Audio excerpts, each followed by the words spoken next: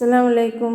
ഇന്ന് ഇവിടെ ഉണ്ടാക്കാൻ പോകുന്നത് ചിക്കൻ കുറുമയാണ്. പൊറോട്ടൻ്റെയും ചപ്പാത്തിൻ്റെയും ഒക്കെ കൂടെ കഴിക്കാൻ പറ്റിയിട്ടുള്ള കുറുമ എങ്ങനെ ഉണ്ടാക്കുന്നതെന്ന് നോക്കാം. ഒരു പാത്രം ചൂടാകുമ്പോൾ അതിലേക്ക് കുറച്ച് വെളിച്ചെണ്ണ ഒഴിച്ച് കൊടുക്കുക. എണ്ണ ചൂടായതിനു ശേഷം അതിലേക്ക് 2 മീഡിയം സൈസ് സവാള അരിഞ്ഞിട്ട് കൊടുക്കുക. ഇതൊന്ന് മിക്സ് ചെയ്ത് കൊടുക്കുക. ഒരു സവാള പെട്ടെന്ന് വഴന്ന് കിട്ടാൻ വേണ്ടിയിട്ട് ഇതിലേക്ക് ആവശ്യത്തിനുള്ള ഉപ്പും കൂടി ചേർത്ത് കൊടുക്കുക. ഇനി ഇതിലേക്ക് ഒരു 6 പച്ചമുളക് ചേർത്ത് കൊടുക്കുക.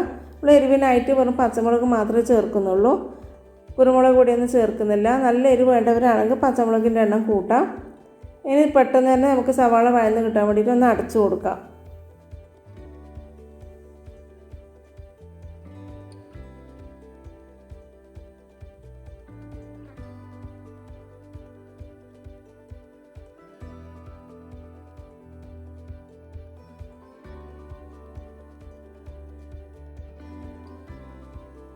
സവാളയൊക്കെ നല്ലപോലെ വഴന്ന് വന്നിട്ടുണ്ട്. ഇനി ഇതിലേക്ക് 15-20 അല്ലി വെളുത്തുള്ളി ചതച്ചതും ഒരു ചെറിയ കഷ്ണം ഇഞ്ചി ചതച്ചതും കൂടി ഇട്ട് കൊടുക്കാം.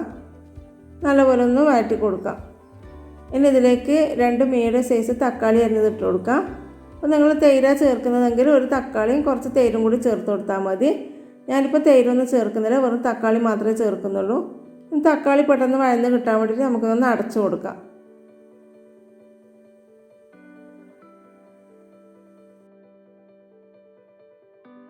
തക്കാളിയൊക്കെ നല്ലപോലെ വഴന്നിട്ടുണ്ട്. നമ്മൾ നേരത്തെ കഴുകി വെച്ചിട്ടുള്ള ചിക്കൻ ഇതിലേക്ക് ഇട്ട് കൊടുത്ത് നല്ലപോലെ ഒന്ന് മിക്സ് ചെയ്ത് കൊടുക്കാം. ഞാനിപ്പോൾ ഒരു ചിക്കനാണ് എടുത്തിട്ടുള്ളത്. ചിക്കനൊക്കെ നല്ലപോലെ മിക്സ് ചെയ്തെടുത്തിട്ടുണ്ട്. ഇത് അടച്ച് വേവിക്കാം.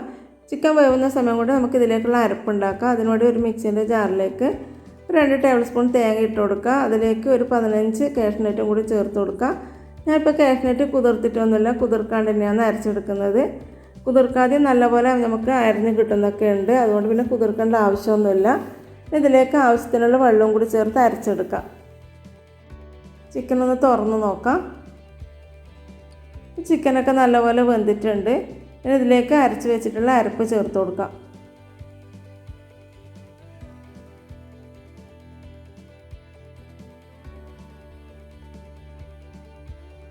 ഇനി ഇതിലേക്ക് തേങ്ങാപ്പാലും കൂടി ചേർത്ത് കൊടുക്കുക. നല്ല കട്ടിയുള്ള പാൽ തന്നെ എടുക്കാം. അപ്പോൾ നമുക്ക് എത്രയാണോ കറി വേണ്ടത് അതിനനുസരിച്ചിട്ടാണ് തേങ്ങാപ്പാൽ ചേർത്ത് കൊടുക്കേണ്ടത്. ഇതൊന്നും തിളക്കുന്നവരെ വെയിറ്റ് ചെയ്യാം. അപ്പോൾ നമ്മൾ കറിയൊക്കെ നല്ലപോലെ തിളച്ചിട്ടുണ്ട്. കറിവേപ്പിലയും കൂടി ചേർത്ത് നല്ലപോലെ ഒന്ന് മിക്സ് ചെയ്ത് കൊടുക്കാം. അപ്പോൾ നമ്മൾ കറി ഒന്ന് ചൂടാറുമ്പോൾ കുറച്ചും കൂടി ഒന്ന് കട്ടിയാവും.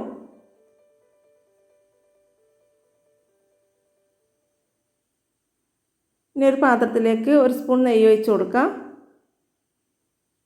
ഇനി ഇതിലേക്ക് 1 സ്പൂൺ കസൂർ മേത്തിയും കൂടി ചേർത്ത് ഒന്ന് മൂപ്പിച്ച് കൊടുക്കാം.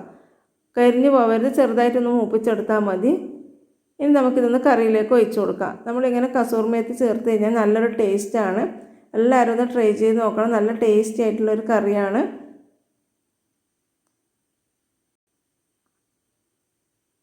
നിങ്ങൾ ആദ്യമായിട്ടാണ് എൻ്റെ ചാനൽ കാണുന്നതെങ്കിൽ സബ്സ്ക്രൈബ് ചെയ്യാത്തതുണ്ടെങ്കിൽ ഒന്ന് സബ്സ്ക്രൈബ് ചെയ്യുക.